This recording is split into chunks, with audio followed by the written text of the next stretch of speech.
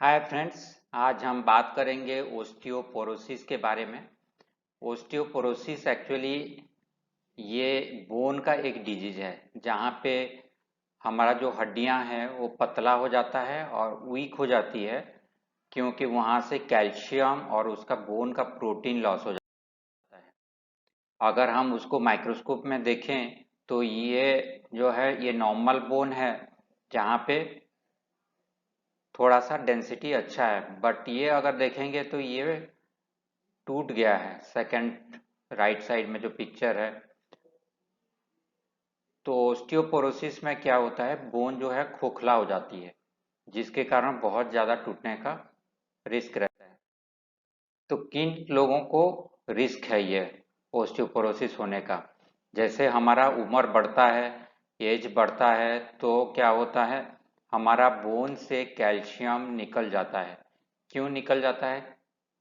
क्योंकि हमारे जो खाना है उससे जो कैल्शियम रहता है उसको हमारा इंटेस्टाइन एब्जॉर्ब नहीं कर पाता। अपने आंतड़ी जो है वो उसको ब्लड में ले नहीं पाते, एब्जॉर्प्शन कम हो जाती है।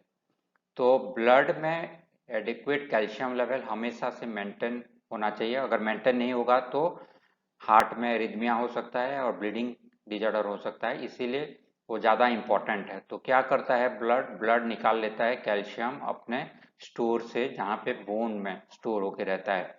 ये ऐसा है कि जैसे अब रिटायरमेंट के बाद क्या होता है, रिटायरमेंट के बाद कोई भी आदमी जो रहते हैं उनका इनकम आना बंद हो जाता है, बट उनको हर महीने खर्चा लगता है। तो क्या करते हैं, वो जितना भी बैंक में डिपॉजिट है वहाँ से निकालते हैं।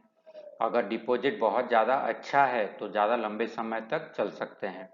वैसे ही अगर हमारा हड्डियों में कैल्शियम डिपॉजिट अच्छा है तो ओल्ड एज में जब एब्जॉर्प्शन नहीं भी हो रहा है तो वहाँ से कैल्शियम निकल सकता है और बोन भी स्वस्थ रह सकता है। तो अर्ली एज से कैल्शियम इनटेक अगर सही रहता है तो हड्डियाँ मजबूत रहती है। अगर पहले किसी को फ्रैक्चर का हिस्ट्री है तो उसको रिस्क है कभी भी फ्रैक्चर होने का और ऑस्टियोपोरोसिस होने का। अगर कोई स्टीरॉयड थेरापी ले रहा है, ग्लूकोकॉर्टिकॉइड, तो वहाँ पे बोन खोखला हो जाता है। अगर फैमिली में किसी को फ्रैजिलिटी या फ्रैक्चर का कोई बीमारी है तो भी रिस्क रहता है रिलेटिव्स में।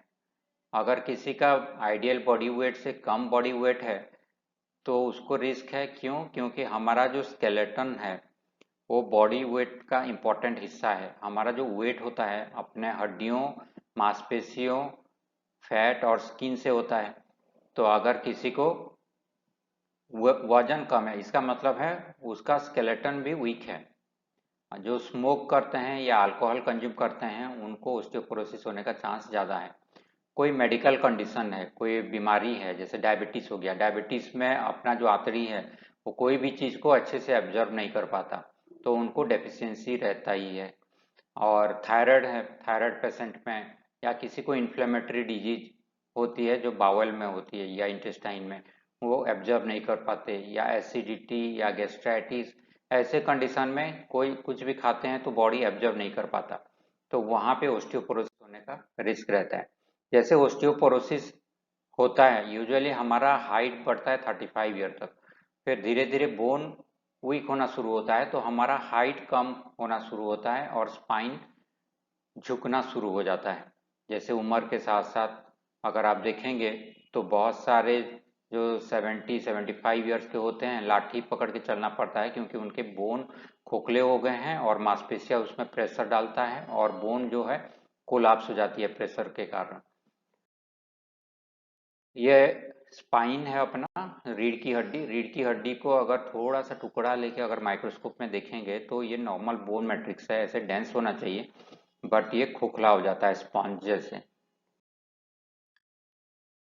इसको कैसे मेजर करें? एक बोन मिनरल डेंसिटी करके टेस्ट होता है और उसी से एक टी स्कोर निकलता है। आइडियली ये 1 होना चाहिए।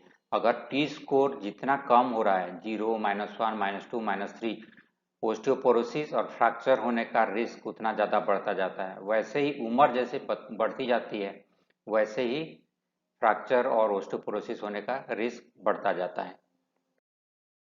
तो कैल्शियम सप्लीमेंटेशन बहुत ही इम्पोर्टेंट है।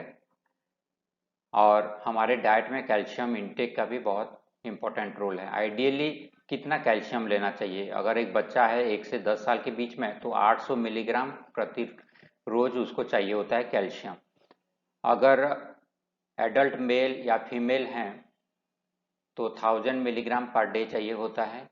टीन एज हैं 11 से 26 साल तक, जहाँ पे फास्ट ग्रोथ होती है, बोन हाइट सब बढ़ता है, तो 1200 मिलीग्राम पर डे चाहिए होता है। जिन फीमेल में मेनोपॉज हो गया है 50 साल के बाद और वो ईस्ट्रोजन थेरेपी नहीं ले रहे हैं, तो उनको बहुत ज़्यादा इंटेक करने की ज़रूरत है, अराउंड 1500 मिलीग्राम पर डे। और प्रेग्नेंट हैं या लैक्टेटिंग मदर हैं तो उनको 1200 मिलीग्राम से 1500 मिलीग्राम रोज चाहिए होता है। बट हम जो यूजुअली इंडियन खाना खाते हैं उसमें हार्डली हम 300 से 500 मिलीग्राम तक ही खा पाते हैं। जैसे एक गिलास दूध पीते हैं तो सिर्फ 200 मिलीग्राम मिलता है। तो यूजुअली हम खाने के साथ कैल्शियम सप्लीमेंट बहुत ही ज़रूरी है। अगर कोई भी कंडीशन के लिए आपको अपॉइंटमेंट फिक्स लेना है तो आप इस नंबर पे एसएमएस कर सकते हैं अपॉइंटमेंट के लिए। Thank you.